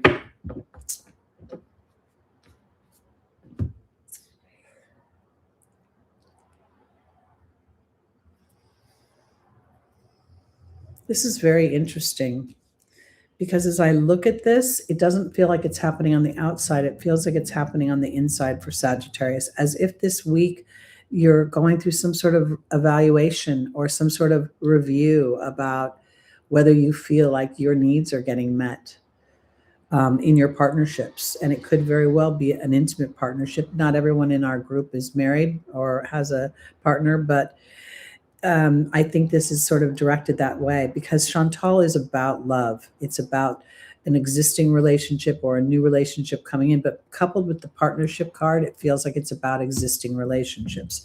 The disruption card is straight up, but Astera is saying you deserve the best. So there's something where you may not feel like you're being honored, or what you're giving is coming back to you. And the angel's advice is literally the queen and Athena. So this would be about expressing yourself, Sagittarius, in a way that is loving, but is saying, this is what I require, this is what I need.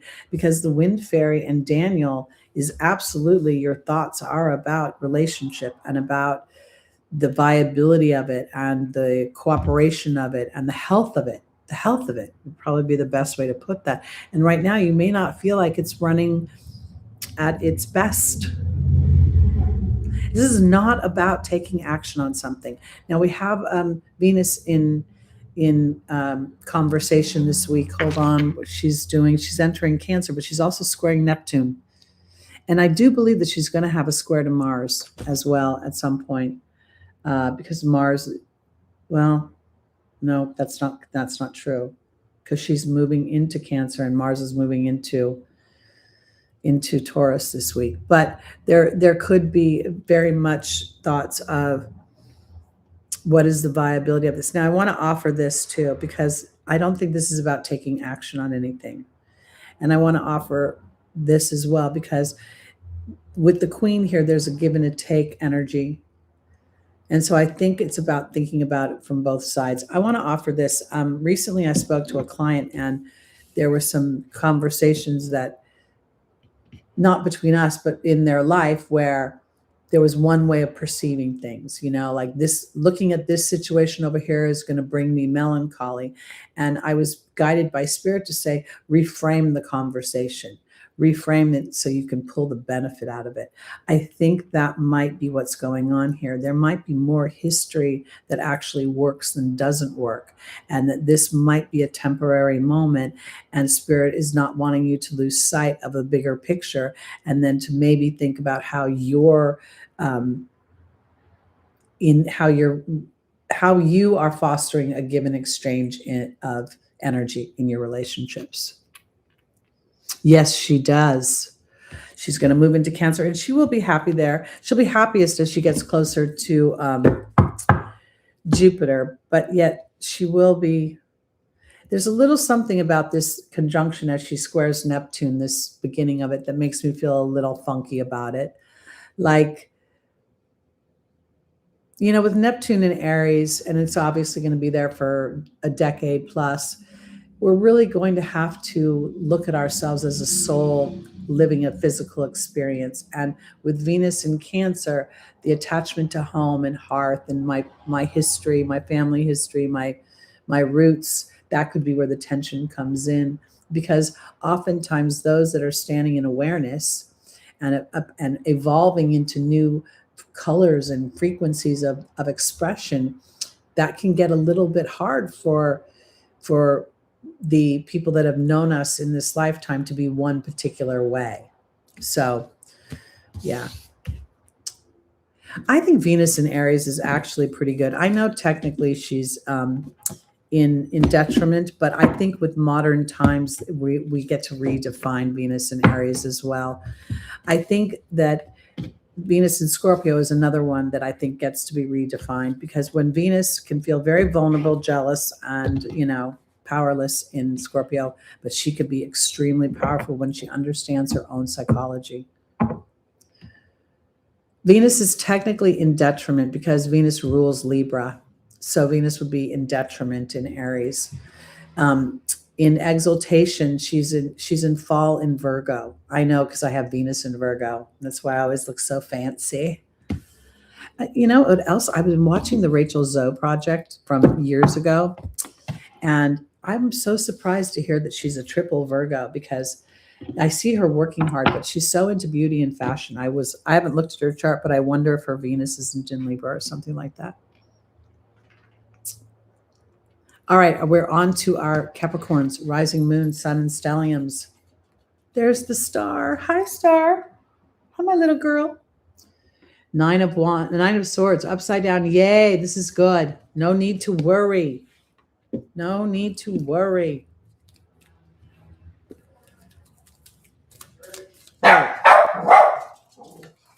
See, she gives the warning. Jewelry is so on point. I was inspired today by her. I just don't do big earrings because my ears are, your ears and your nose never stop growing. I feel sorry for those little kids that are hanging big old boulders in their noses as they get older. Their noses, and the ears, the big chunky things they put in there and they stretch them. When they get older, their ears are going to be way down like this. I'm sorry. Did I say that out loud? Again, I laugh at the idea. You know what I liked about her show too? Was that she was natural. It must have been the 90s or the early 2000s when she was doing that show, because her face looks pretty with all the Botox, but I liked seeing her natural face. I forget that, most in California, no one has a natural face except maybe me and 4 other people. Everybody is like shot up or sucked up or pushed up. All right, Capricorn. Opal is finally straight up. You are a child of God and you are being watched over. Desiree is saying conditions are favorable now because she's upside down. Teresa is upside down, saying there's no need to worry anymore. Not about other people. And finally, Ariel, new connections to spirit. Yes, she's divorced. I think her husband seems like a bit of a, well, I don't want to say the word out loud, but it rhymes with ooch. It starts with a D. I don't really care for him. I think she probably got lucky getting rid of him. He's always whining and complaining about everything. If I have to hear about another dress. Well, you married a stylist, you dumbass. What do you think you're going to hear about? It's like someone talking to me and not thinking I'm going to talk about astrology. Opal's being joined by the love card. Capricorn, yay. Desiree's being joined by the queen. Desiree's upside down. Teresa's upside down. And the wealth card is here. This feels good. And okay. All right. So we know that our Capricorns are still going through quite a bit of transformation. And that is evidenced by the square to Neptune. everything that's happening in the cardinal signs affects all the other cardinal signs. So the Aries energy very much affects the Capricorn energy. Now your ruling planet is also in Aries. A lot of people don't think it does well in Aries. Again, I don't mind Saturn in Aries. It feels like the war room where Mars is over there going, all right, let's go over here and do this. And Saturn's like, well, let's figure out how we're going to do it and build a strong army before we go in. So here, the Nine of Swords is saying you don't need to worry anymore. There's no point to worrying. You get an opportunity to come from this evolved place, this place where you are aware of how you want to use your Capricorn energy. And this is where I start thinking that your awareness brings you into the reward side of Saturn, where Saturn brings sustainability, where you understand the laws of the universe and more abundance comes to you because conditions are favorable, because Desiree is upside down. And then we talk about the Queen. The Queen is the ultimate co-creator, where she understands that as she puts an intention out there. Oh, what the hell was that? What did the dog do to herself? Did you hurt yourself? What'd you do? Oh my goodness. Did you see? She just cried. Did you hear that? Hold on. She's done something to herself. Come here. What'd you do? What'd you do to yourself? What did you do? I was just on a roll and you interrupted me. What, did you bite yourself? Did you pull your hair? Maybe she pulled her hair. That can happen. All right, Capricorn here. Here's where we're going. The Queen is literally offering you this opportunity to start to experience more and more, that as you allow the duty and the responsibility to soften. What do I really have to be responsible to? Because here in the angel's advice, it's no longer, you don't need to worry about everybody else anymore. And this is the harmonious wealth card, which means there's so much more abundance that is offered, not just money. This is more comfort, ease, knowing that the resources will be there. Because your biggest challenge here, now this is funny because, are you okay? Do you want to get down? You want to stay? We start off with the love card and Opal saying you're a child of God. And then we end with Ariel saying to connect to your spiritual side, your spiritual experiences. And yet there's a burden. So there could potentially be this square that's happening between Neptune and the Capricorn energy that's having you go back and forth between feeling like certain things that you trusted, that you built are eroding. But as they erode, it's also about allowing a stronger structure in the future. So to me, if indeed for some reason things feel a little off kilter for you, like, because Capricorn really wants to know, it likes to, it's a little controlling. I'll say that it can be, depends on the configuration. It can also be gripped in fear. But here, this is about understanding control from a different place. This is understanding that you're building in coordination with your soul. And that as you walk through the uncomfortable energy of releasing some of the human structures, the human structures of, well, if indeed you're going to make money, you've got to market yourself. You got to get out there. Yes, you do. But also you take that action through an inspired idea, potentially through meditation or through creative action, then you'll start to feel more and more connected to a bigger part of yourself, a larger voice of yourself. And that's why I think it's a little bit might be a challenge, is that initial energy of Neptune can feel extremely erosive. I don't know what she did. I think she pulled her hair. Because she was sitting on that little, she knows when I'm working, because that's when she ate the ear off of the hedgehog. And I think she was sitting in this chair, and I think that she pulled her hair. I just think she did that. And if she didn't, she's fine now. She's so cute. I love her. And I love that when she hurts herself, she comes to me for solace. Yes, Lucy, that's very much for Capricorn. Do it your way. It's time. Yes.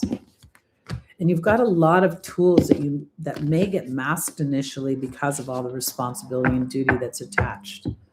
There's much more resources than we realize. Okay, I need to shuffle the cards.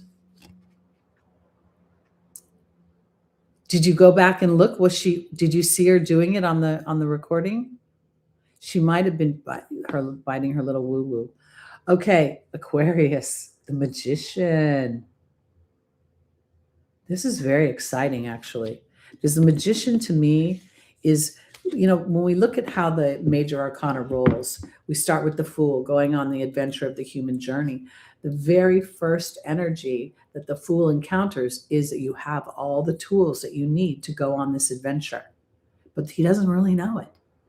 He doesn't know it because he's in that human body. So this is why it's so important to keep the connection to spirit. So before you endeavor anything, and I want to offer this too, because Pluto going through your first house, and more than likely Pluto's going through your 12th house before it's going through your first house. Unless you're super early born Aquarius rising, you're going to be getting rid of some old crap first that can revolutionize you and move you into transcendence. That's the 12th house. So let's see where we're going. Look at how cute you look with your head on the table. I love this girl. She's just so easy to be around. Okay, hold on. Aquarius, Celeste is upside down, which is to me a shift in the way you're thinking. Teresa is straight up. Merlina is upside down. And Astera is upside down. All right.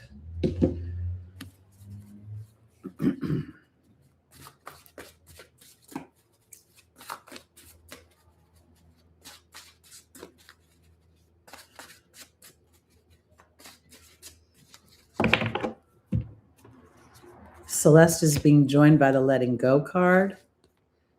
Teresa's being joined by the love card. Marlena's upside down being joined by the focus card. We've seen that focus card a lot. And Astera's being joined by the restriction card. It's kind of funny as I look at this, I almost feel like a lot of today's energies are like we're walking through almost the lower unconscious vibrations of each of our signs. And that could be influenced by obviously the South Node's transits and Pluto and Neptune, etc. But at the same time, as we walk through this sort of awareness of an erosion, it gives us an opportunity to build. Because when I look at Celeste, talks about a happy new move to a new home or a new place of employment, I don't really buy that. Like it's too mundane. For me, it's the way you're thinking, because you can put a person physically anywhere and they have a certain belief system and they're going to take their actions based on that belief system. So when I see the letting go card and I see the Magician and I see Celeste upside down, there's something about being aware, Aquarius, of what you're creating. And if for some reason, because it looks potentially like your focus has been actually maybe a little blurry, maybe a little on what isn't working versus what is working, because Teresa's about worry and the solution is the love card. So to me, the love card is compelling me to look to the future again. The Aquarius is a very kind of very specific energy within the chart, because we go from almost a cold energy, right, of space and of the future and of potentials into the Piscean energy, which is extremely compassionate and empathetic and almost absorbed into the pain of the human experience, where Aquarius sits above it.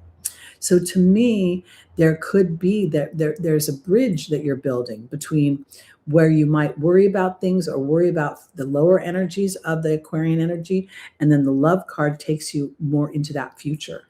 Because Merlina literally feels like there's no need to be confused. It's just a matter of focus. You have all the ability to create whatever you want. It's more about allowing your mind, and this is where it gets hard when you're a fixed sign. And I recall I was doing a chart for a client, and they actually had their Aquarius energy was in the first house, but it was sandwiched. Their first house had 3 signs in it. And whenever a fixed sign is sandwiched between 2 other signs, there's a double whammy of being fixed. So when you're looking at your chart, because when I look at this, there's a part of you right now that can't see the future, or it can't feel a clarity in the path, or clarity on maybe how you're going to get there. And Spirit's not talking about the clarity of how you're going to get there. They're talking about focusing in on having the tools. The first tool is connecting to the bigger part of yourself. This last week, I used to say an affirmation all the time. I am a harmoniously wealthy, financially free, spiritual healer and teacher. All of my needs are met and provided for at every moment. Money comes to me easily and often. I'm enjoying a full schedule of mutually beneficial client appointments for the highest and greatest good of all, not just myself and the client, but all who will be touched as a result of our work together.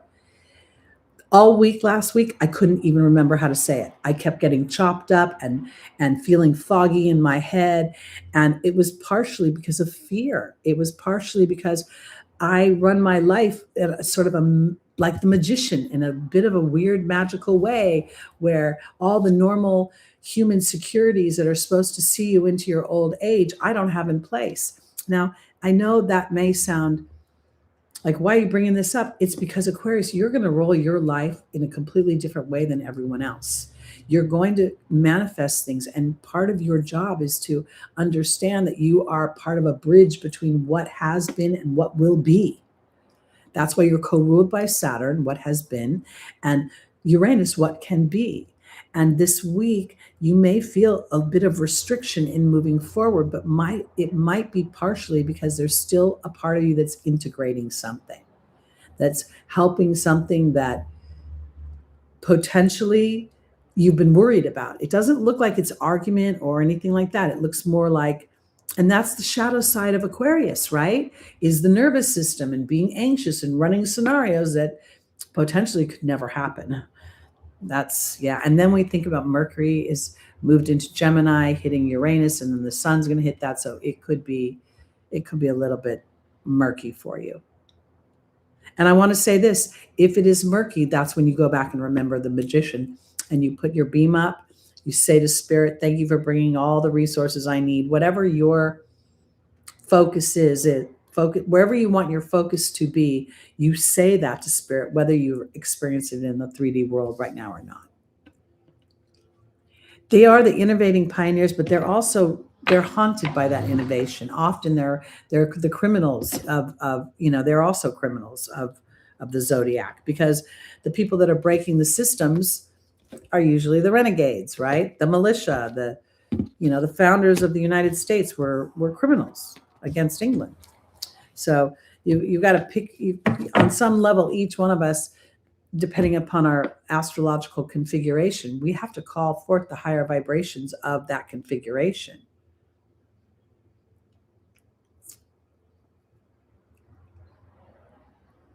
Okay, here we go. On to our Pisces and then our Aries, and we are done for the week. Okay.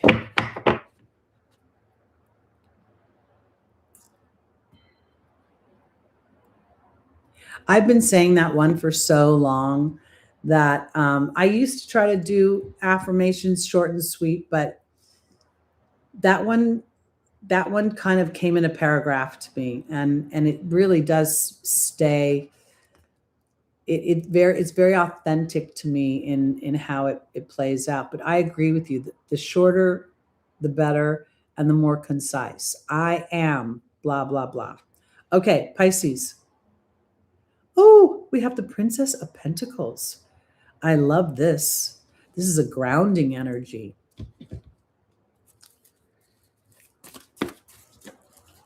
Lulu's just laying on my lap like a sweet little, God, she's so fun. I love this.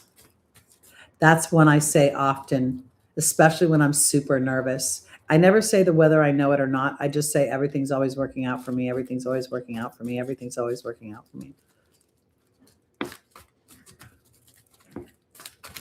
All right, here we go. Our first angel for our Pisces is Layla, but she's upside down. The second is Celeste, straight up. We have Serena, the angel of abundance, upside down. And then we have Oceana. Oh, it's about grounding. Something's about grounding.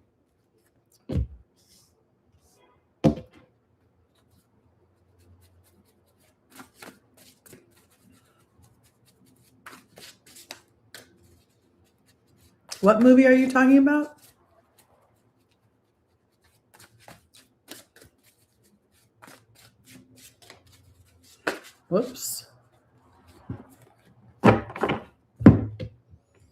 Layla's upside down, being joined by the bee. Very interesting.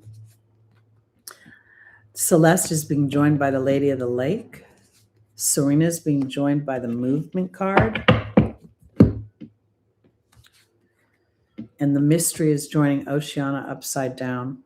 You know what? It's interesting. Oh, Forrest Gump. I didn't see that anymore.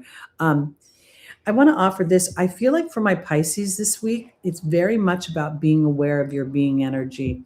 I don't think this is about hiding or going into meditation or spending time alone. I'm going to put her down real quick. I think when I look at the Princess of Pentacles, we see very much that this girl holds her heart. You know, we see that there's a bright light right there in her sacral chakra. She's got the bear as a companion, and the swan sits there, you know, indicating transformation. I feel like the bee card is really about just being. And when I say that, I mean being aware.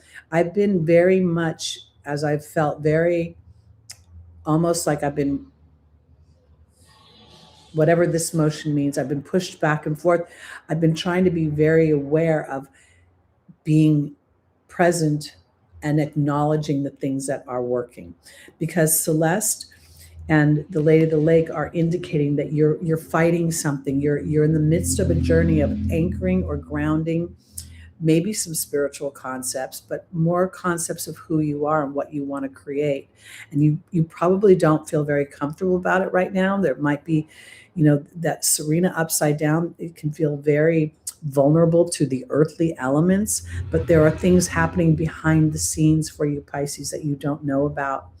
And there is a part of you that I think with Oceana upside down and the Mystery card is indicating that you've got to sort of, I shouldn't say got to, you get to sort of ground your spiritual practices, ground your beliefs. Just like we were talking about, everything's always working out for me. That might be something that this week would be really good mantra for my Pisces. And then being aware that I don't need to see evidence of that in the physical to feel it in my heart, and then to allow that to be the vibration that moves things forward. Again, I really want to tell you guys, this is a polarizing time. The world will tell you we're swirling. The world, the news, the media will tell you you're drowning, you're dying, your money's going, your health is going, your life is just going to hell in a handbag. But this is not necessarily true, because those in awareness will ascend to greater vibrations of abundance. But it's not about walking up a hill. It's about being aware and then anchoring that in. And that's what I think is going on. It's time to choose you. Choose your emotional body, even if it does not feel like it's straight up.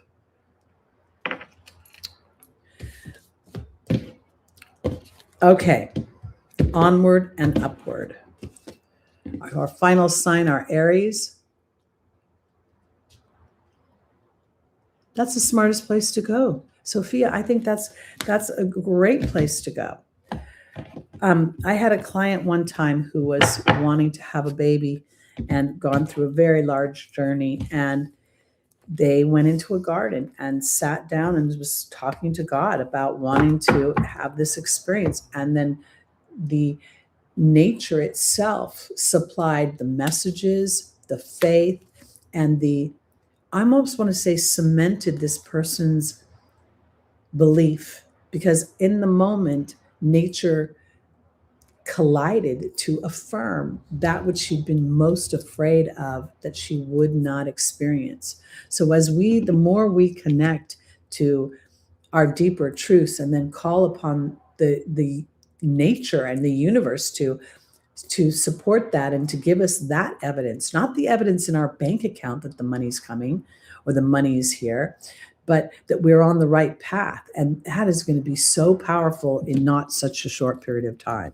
because there's a lot of stuff that's going to go on. All right, final sign, Aries. Six of Pentacles, law of attraction. That's what this is, the law of attraction.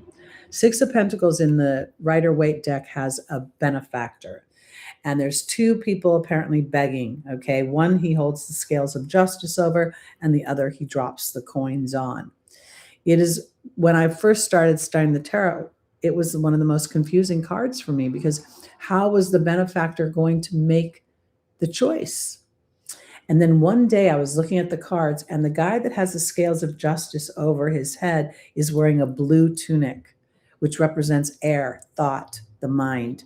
The guy that was getting the money is in an orange tunic. Maybe it's rusty colored, whatever. He's in his sacral chakra. He is aware of his wants and desires, and that's all he's focused in on. And so he's naturally, without realizing it, engaging this benefactor to bestow upon him.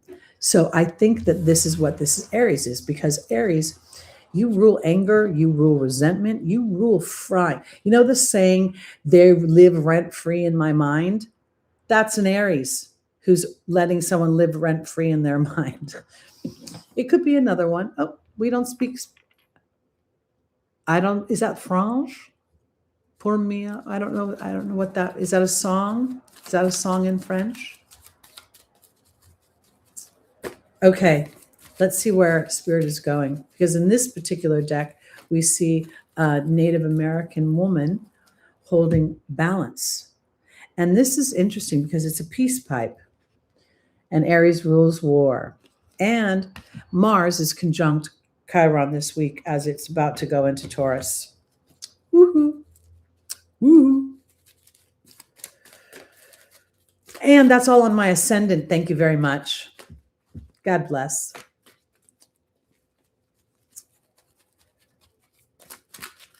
That is wonderful that your sister got to experience that. All right, Aries, our first angel is Rochelle, but she's upside down. The second is Isabella. She's straight up. Sonia is upside down. And then Yvonne is straight up. One of the challenges of the Aries energy oftentimes is that in their anger, there's a certain amount of correctness. Like, maybe they did something that was supposedly right, but they didn't get credit for it, or they got judged for how they went about it versus what the outcome was, which is Aries really does not like to be judged for how they go about it. They like to just be judged for the outcome. Because Rochelle says you're not honoring your heart somewhere, and there's the restriction card with it. So you might be caught up in the anger part of your head. Isabel says, yes, the timing is right for your fire to be optimistic and creative. Sonia is all about connecting with your guides, your angels, and even deceased loved ones. And there's the focus card. That focus card has come up quite a bit today. And I think it has a lot to do with alerting us as Mercury and the sun come conjunct with Uranus. What do we think, and where does our ego get triggered? Yvonne is being joined by the dog. I want to offer this because for my Aries, and if you have personal planets like Venus or Mercury or the moon in Aries, you might have a slight reputation for being hot or being, quick to react, or, any one of these more challenging dynamics when it comes to Aries. This is they need you, Aries. Remember that.